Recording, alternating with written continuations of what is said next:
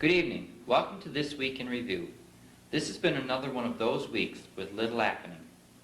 I was informed by a group called Friends of Mun that the government is trying to axe Mun Extension.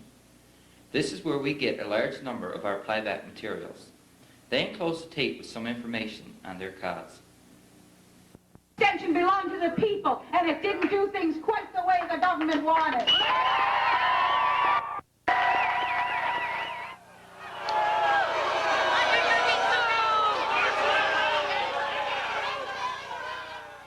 It is no mistake that Art May reigns over the university when this particular, the most conservative government we've ever had in this province, reigns over this province. It is no accident.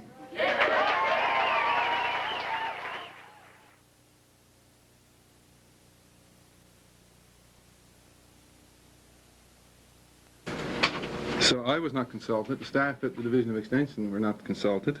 The people that we work with were not consulted. They didn't consult with fishermen or women's groups in rural Newfoundland. They didn't consult with development associations or cooperatives. Learners in our programs were not consulted. The artist community was not consulted.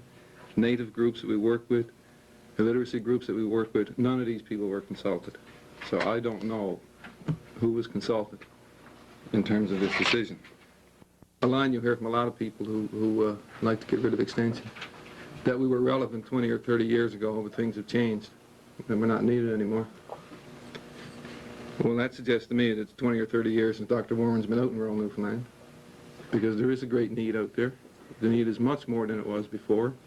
The society, the problems out there are much more complex. It's not just a simple matter of organizing groups. There are very fundamental issues: family violence, drugs, unemployment, the impact of chronic unemployment, issues of policy in the fishery, resource management. There's all kinds of issues out there. We hope this service is not cut because it provides us with a great deal of playback materials. There was a huge gathering on Thursday to welcome home Dean Billard on his safe return from the Persian Gulf. Around 4:45 p.m. on Thursday, Dean and his parents arrived at Dry Pond Brook, where they switched from their vehicles to the car that the Lions Club had waiting. Then they proceeded to meet the motorcade, which was waiting a little further out the road.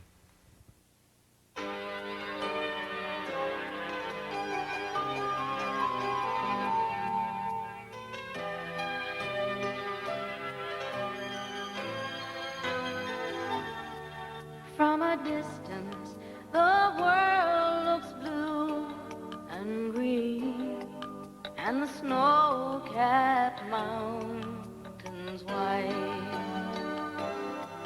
From a distance, the ocean meets the stream, and the eagle takes to flight. From a distance, there is harmony, and it echoes through the land. It's the voice of hope, it's the voice of peace, it's the voice of every man.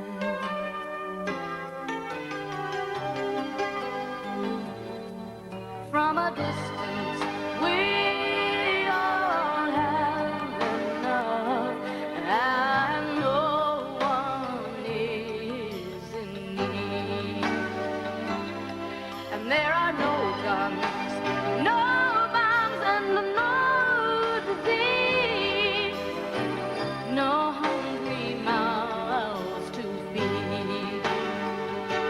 From a distance, we are instruments marching in a common land, playing songs of hope, playing songs of peace. They're the songs of every man. God is watching us, God is watching us, God is watching us from a distance.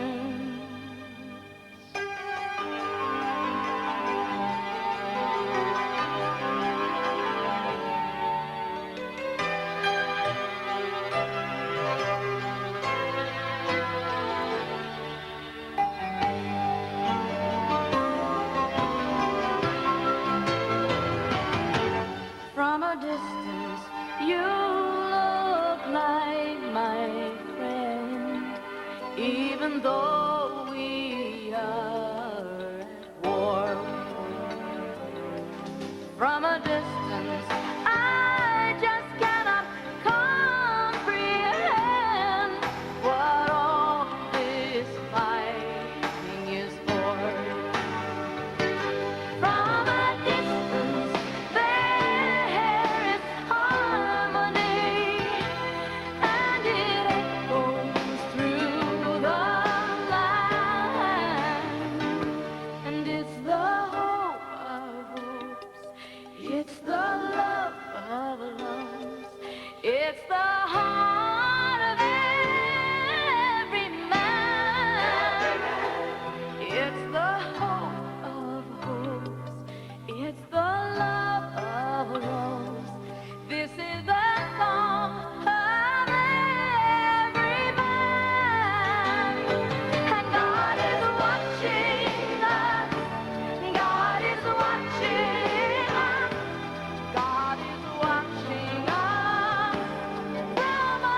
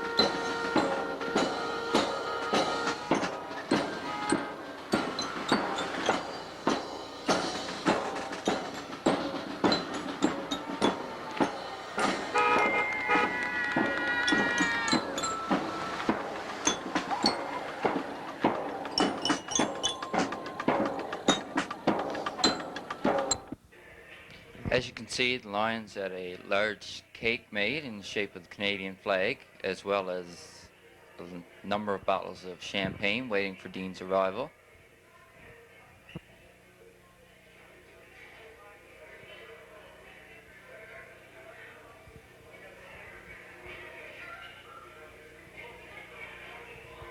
The Sea Cadets also assembled in the community center awaiting the arrival. The 130 plus vehicles have just proceeded down around town, and we expect them back now any minute.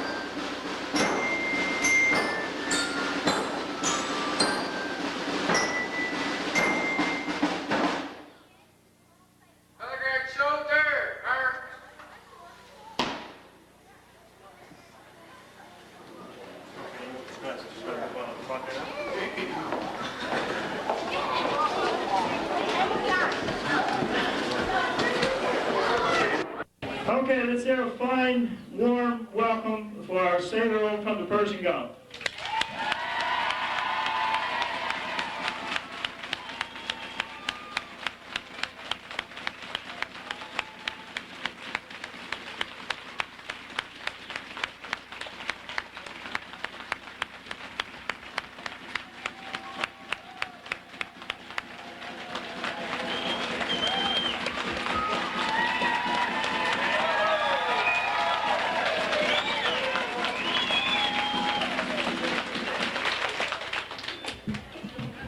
Thank you very much. And thanks everybody for coming out. We really appreciate it. I would just like to say on behalf of the Virgin Lions Club I'd like to welcome and thank you for coming out to take part in this special day in Burgeo's history. Today we are welcoming home a citizen of this town that has served with the Canadian Armed Forces on Her Majesty's ship, the Protector. Dean Billard has been in the Persian Gulf since January of this year. Dean has helped make a difference to this world in which we live, and we should all be very, very proud that he is a citizen of this town and that he did serve in the Canadian Armed Forces. I would like to say to Dean that we weren't there to say goodbye or to see you off, but we were very glad to hear of your safe arrival back in Halifax, and especially happy to see you home in Burgeo. This is why today we are not only welcoming Dean home, but all our other fellow Canadians, Canadian members of the Armed Forces, namely Jim LaFosse as well, who spent time in the Persian Gulf before Christmas. And today we are celebrating also the end of the Persian Gulf War. So now I'd like to call on Mayor McDonald, I'd like to call on George Charles to give the prayer.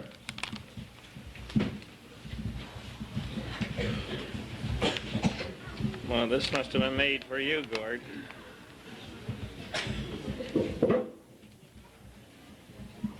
Let us bow our heads in prayer. O God of compassion, accept our heartfelt thanks for the safe return of our armed forces from the Persian Gulf, especially at this time for our military personnel who served on the 3 Canadian warships, the Protector, Athabaskan, and the Terra Nova. We thank you, God, for taking from us the agony and terror of war. We thank you for the patriotic and brave manner our armed forces stood ready to fight against the forces of injustice and for safely carrying out some dangerous missions in that war-torn area without casualties. In thankfulness, we now celebrate in your presence the joyous reunion of our military personnel with their families, and especially in a joyous Thanksgiving do we celebrate the return of one of our very own soldiers, Dean Billard. We pray that the peace which has been formally agreed on by all countries who were involved in the Persian Gulf War will be a lasting peace, and that Dean and our other soldiers will never again have cause to be alerted to the threat of war. As we offer this thanksgiving to you, we ask that you will fill our hearts with gratitude for all your blessings on us, and our lips with praise, for the sake of Jesus Christ our Lord, the Prince of Peace. Amen. Thank you, Mr. Charles. I would now like to add the official welcoming of Dean back to our town, and Mayor McDonald is going to do that. Good evening, ladies and gentlemen. I am very pleased to be here this evening on behalf of the town of Burgeo, and I'd like to welcome you all here as well. I got to say to Dean today is this: why he served on the Canadian Armed Forces HMCS Protector in the Persian Gulf. Our thoughts were with him every day, every night, and also with his family as well. They went through some difficult times, and I'm sure that they can appreciate having to see this today, the people of this community come out and support Dean and what he's done over the past few months. What I got to say is, I guess when you serve in the Canadian Armed Forces, you serve in peacetime as well as wartime.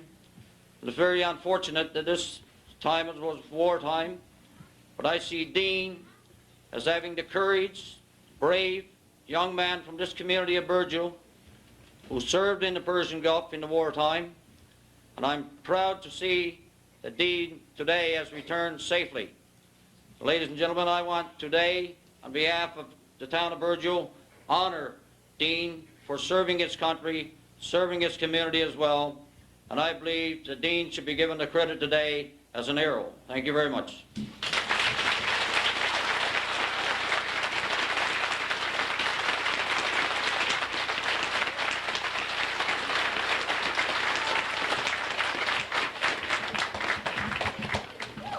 Thank you, Mayor McDonald.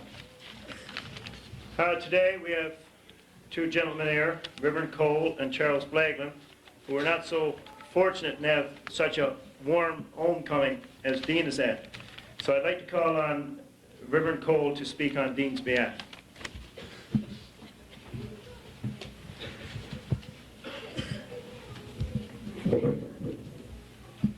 Mr. Chairman, Mr. Mayor, officers and cadets of RCSCC Bob Bartlett, distinguished guests, ladies and gentlemen. I'm a little confused right now because I'm standing in the shadow of Dean Billard. Today he's much bigger than I am. He stands much taller than I do. He is indeed, as the chairman has said, and as Mr. Mayor has said, our hero. I join with you in the joy that has to be the joy of Sandy and Teresa, the members of Dean's family, indeed all of us. You know, Dean is a member of my congregation, but we of the United Church can't claim him solely because he, of course, is and belongs to Burgeo. And Burgeo can't claim him solely either because he belongs to Newfoundland and Labrador.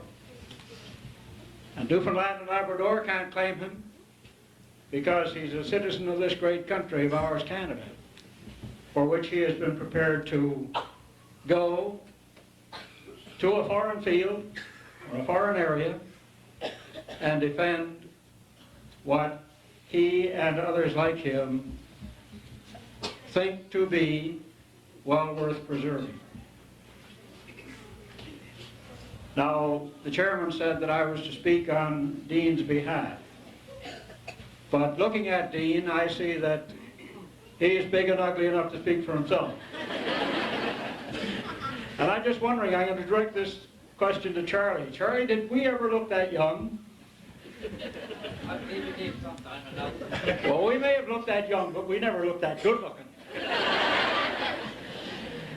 Do you know that it's only a matter of another couple of weeks, and even though it's a date that has lost its significance in the passage of time, we will be celebrating on the 8th of May the 46th anniversary of VE Day, the ending of the war in the European theater. And that happens to be the area in which Charlie and I were involved. Believe it or not, when I was, just a second now, I better prove this out. How old are you, Dean? I'm 73. Dean is 73. And Charlie is 22. Boy, that makes me a very old man, doesn't it? Well, believe it or not, when I was Dean's age, 22, I was flying a 4-engine bomber. And that was back so long ago that I can't remember what it was like. I don't remember too much about what went on in my war. I will say that it was a very different war from Dean's. I said to Charlie this afternoon that, and I think I said it to Constable Jesty too, that if I had gotten out of my aircraft having come back from a raid over Germany and some reporter stuck a microphone in front of my face, I'd be tempted to stick it in his ear. But nowadays, of course, with all the instant warfare and with television and all that sort of thing, we have things happen so instantaneously in our own living rooms, just at the same time as they are happening many, many miles away.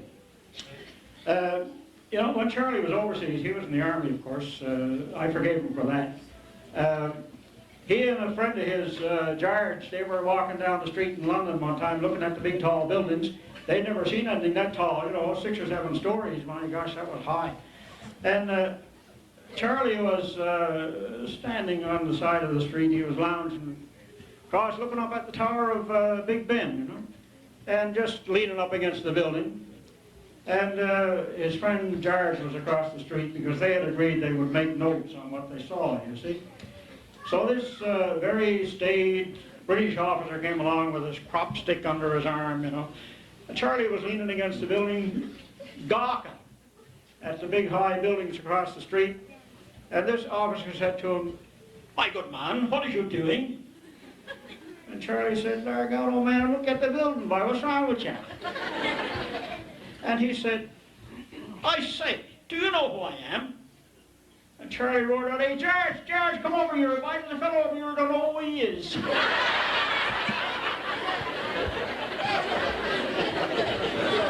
Now, that was our war. I came home, and I'm sure the same thing applied to Charlie. I came home, and there was a big motorcade waiting for me, one bicycle. It was my brother, and it was my bike. But believe me, the welcome that we received was, it may not have been as emphatic or as vivid or as marvelous as this one that you have provided for Dean this afternoon, but it was just as heartfelt, of course, and that's understandable. But I'm sure that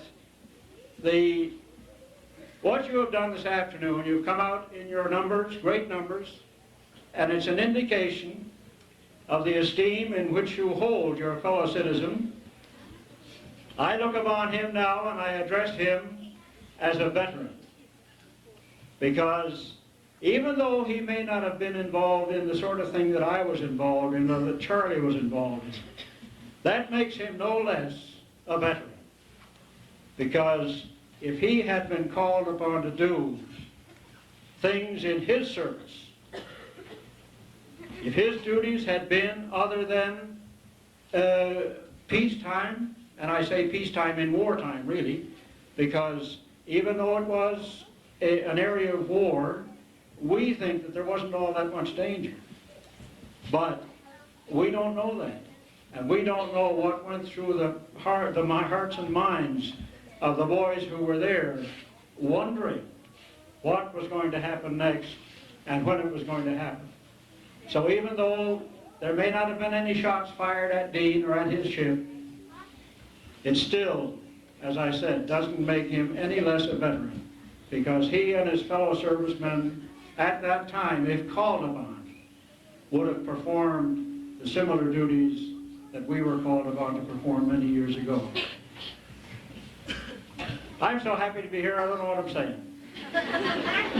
So I think I've said enough. It's my pleasure to be here with Dean, with Sandy, with Teresa, the rest of the members of the family, and the whole lot of you who are here this afternoon, and I'm so pleased that you all turned out to welcome Dean as you have. I'm sure that God will bless him as he has blessed us all. Thank you very much.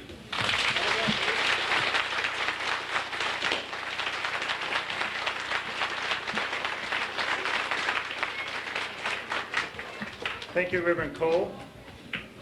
We now have a presentation to make to Dean on behalf of the Virgil Lions Club and our president, King Lion Fred. Do the honors. So on behalf of the Virgil Lions Club, I'm very honored to present to Dean Billard this plaque. And I'll read it to you. I'll read the inscription on it. It says, "Welcome home, presented to Dean Billard, who served in the Persian Gulf with the Canadian Armed Forces, 1990-91. We're proud to have you back home. We wish you well in your future endeavors. Virgil Lions Club." Congratulations, Dean.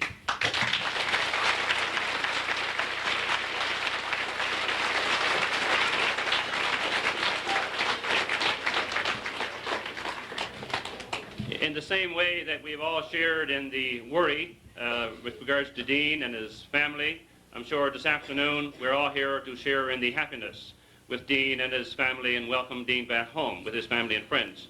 And I'm sure in a couple of days' time, when Dean gets up to Grand Brett and gets involved in the fishing, the salmon fishing and the lobster fishing, he'll look back at the Persian Gulf War as nothing but a dream. And let us hope and pray to God that there will be no more war. Thank you.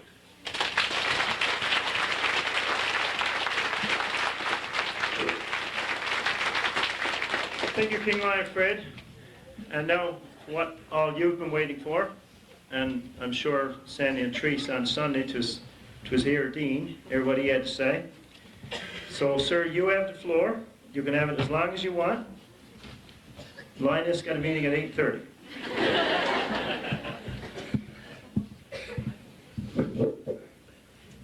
I want to thank you all for coming out here. I'm quite impressed. I didn't expect anything like this. I thought it was a big show in Halifax, but I think you completely outdone Nova Scotia all the way. So I would like to thank the Sea Cadets and the Sea Cadet officers, the Lions Club, Reverend Cole, Charlie, and everyone else that showed up. I know I'm going to miss a few. And I would, as Mr. Sam said, it was not a dream, it was more of a nightmare than anything else. I'm glad it's over. I'm glad to come home. Such a great warm welcome. And first, I'm lost for words again. First, when they told me this was going to happen, I didn't know what to think. I wanted to go back over there again. And I thought, well, there won't be that many people, so I'll get up and I'll say a few words. Boy, was I wrong. And so I'd just like to thank you all once again for coming out, making this enjoyable, and taking care of my parents when I was gone. And thank you again.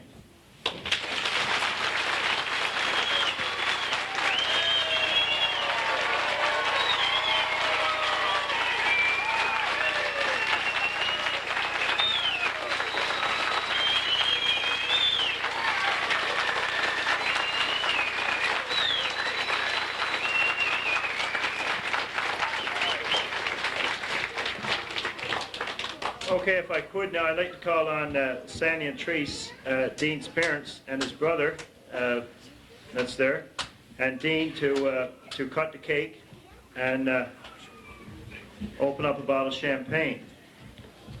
So if you would stand in front, please. Before Dean cuts the cake, I'd just like to have some closing remarks. I would like to thank all those who came out.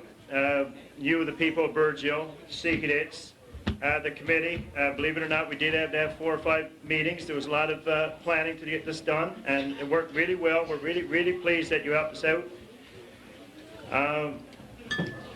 Well, anyway, it was a warm homecoming for Dean, and I'm sure many of you would like to wish Dean well and welcome him home as you see him over the next few days. Also, I would like to say, Dean, that we did miss you. We worried about you. And we are very glad to be celebrating your safe return.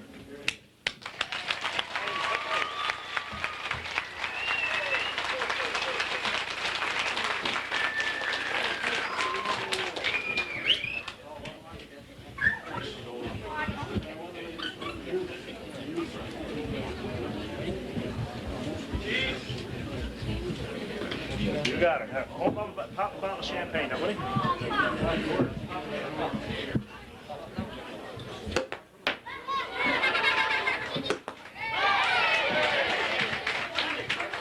Okay, I don't think you're allowed to drink in. I was just going to say 45 years ago when I heard that I would have hopped under the table. Yeah. I don't think he's allowed to drink in uniform, but I did see it on TV one night. Somebody did, so buddy, you got to not chug the bottle, but tip him off.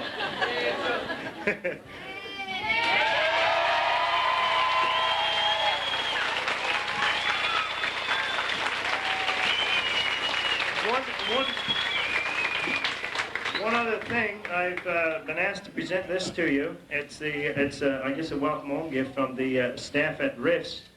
I guess they probably want you to open it up as well.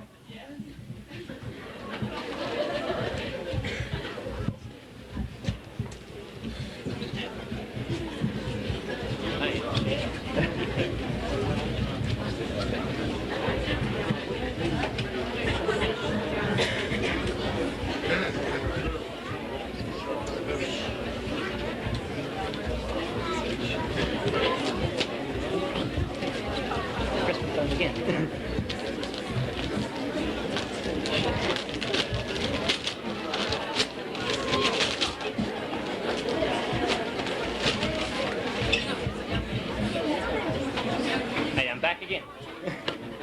First, I would like to say thanks for this.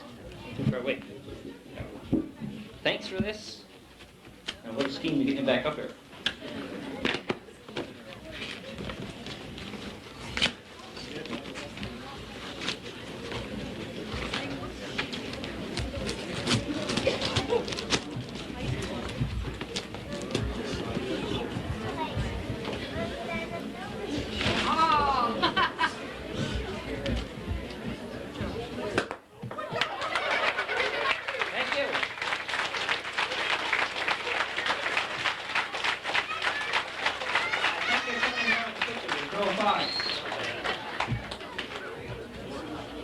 Once again, while I'm up here, I would like to thank you all, thank the rest for the gift, and thank you all for coming out once again.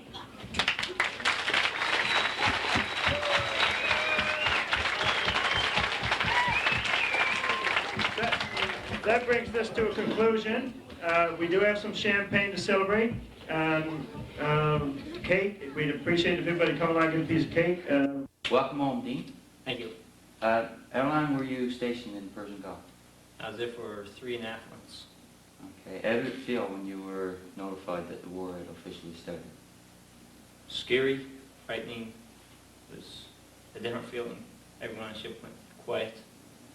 And then after a while, then we got back doing our regular job, continuing on as if everything was normal. So you weren't actually in the actual war? We were, but we weren't shot at as such. But we were in the minefield as such, fueling the ships that were doing the shooting. So we were just slightly back from Kuwait, but we weren't that far away as such. We're still in quite a dangerous zone. Okay, so I guess you were quite relieved when you found out that it was finally over. Yeah, it was quite relieving to find out it was finally over. It was a lot more relieving when we had started heading back and found out we were coming back. So, what did you think of the welcome that was planned for you? It was really surprising. I did know a little about it, but it was a lot bigger than I expected. It's really, really incredible welcome. And I'd like to thank everyone in the town for that. It's greatly appreciated. Okay, where are you stationed to now, Dean? Halifax, I'm the preserver. So, how long are you on now before you go back? I go back to work on the 29th. 29th of April. Yeah. Okay, Dean, well, thanks for your time with us. No problem. I spoke with Jerry Billard, Outreach Manager, concerning Challenge 91. He informed me that there are approximately 95 summer job positions applied for. Out of these applications, Mr. Billard said he expects approximately 35 positions to be approved, but hopes there will be more. To date, there are approximately 80 students registered. Mr. Billard said he will keep us informed. There was a church service held at St. John's Central High on Friday afternoon. Instead of me talking to you today and giving you some words of wisdom, the committee has chosen to provide for you a drama. It's one of those things that we take for granted every now and then, and we want to draw your attention to it. We want you to know that the Lord is risen, and that the Lord cares about you, and that He hears everything you say.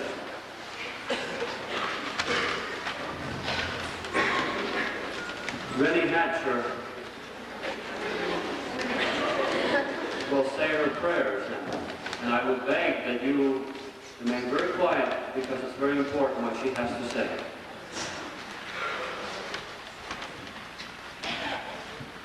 Our Father, which art in heaven. Yes, Don't interrupt me. I'm praying. but you called me. Called you? I didn't call you. I'm praying. Our Father, which art in heaven. There, you did it again. Did what? Called me. You said, Our Father, which art in heaven. But I didn't. So here I am. What's on your mind? But I didn't mean anything by it. I was, just saying my prayers for the day. I always say the Lord's Prayer. It makes me feel good. Kind of like I'm getting my duty done. All right, go on. Hallowed be thy name. Hold it. What do you mean by that? By what? By Hallowed be thy name. It means, good grief. I don't know what it means. How should I know? It's just part of the prayer. By the way, what does it mean? It means honored, holy, and wonderful. Hey, that makes sense. I never thought what owl meant before. There were also several hymns sung, as well as readings. This service will be shown in its entirety sometime next week.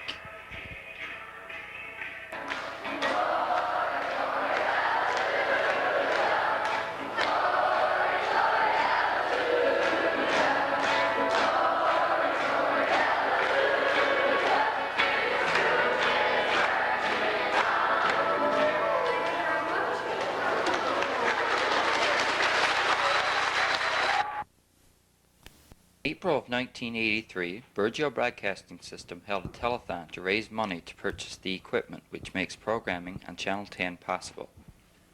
That was 8 years ago. Now, some of our equipment is in need of replacement, mainly our camcorder, as I guess most of you know. So on Sunday, April 28th, BBS will be having a telethon to raise money for new equipment. We will be having a telethon instead of having to increase rates or get a bank loan. The telethon will run from 2 to 10 p.m. with a $1,000 bingo to kick things off. Bingo cards will be sold at a cost of $2 each or 3 for $5. Bingo cards will be available at the BBS office as of tomorrow, Monday, April 15th. Also, the Pathfinders will be selling cards door to door. During the telethon, we will be providing live and taped entertainment, so all of you bandwagon performers can expect a call from me next week. We also have all sorts of prizes to be drawn for anyone who makes pledges. We want to try to better our services to you, but that is not possible without your help. Please support our telethon. We will have more information for you next week. There was a teacher retirement party held at the community center last night. Now for our retiring teachers, there are 4 of them. The small branches of our teachers retired at once. That's 10% of our numbers. We have Fred Sims, our teacher. George Chalmers. And Fred Wells. And Mike Dodd. So those are our retiring teachers.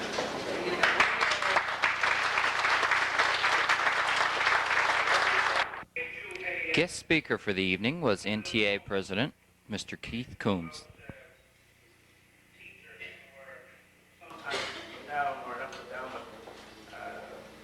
Exhibited as worn and old. The teacher stood at the pearly gate, his face was worn and old.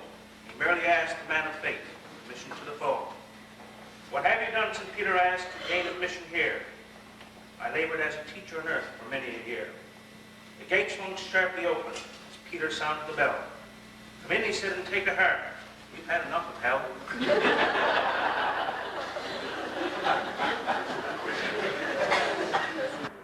I'll just read one of the scrolls, because the scrolls are the same except for the number of years in some cases.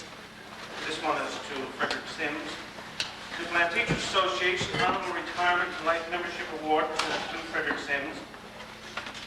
In recognition of your 30 years of dedicated service to the cause of education in this province, for your unremitting efforts on behalf of the children in your classrooms, and for your contribution to the generations of Newfoundlanders happy enough to have come under your influence.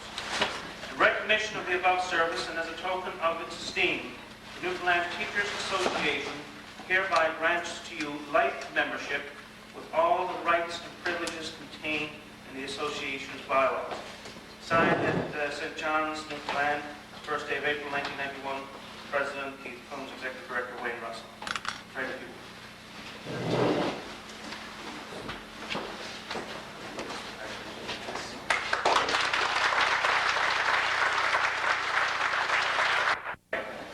If I may, the next person, 30 years of service as well, Frederick Williams Wells.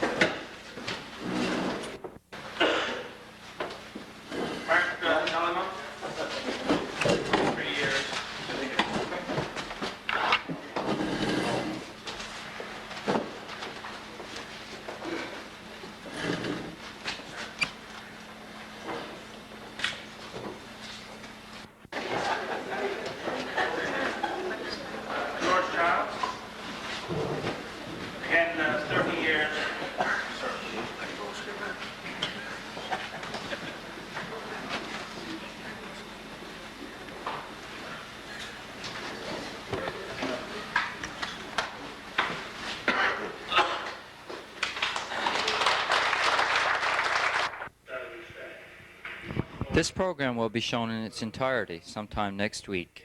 Tune in to Channel 10 for the exact date and time.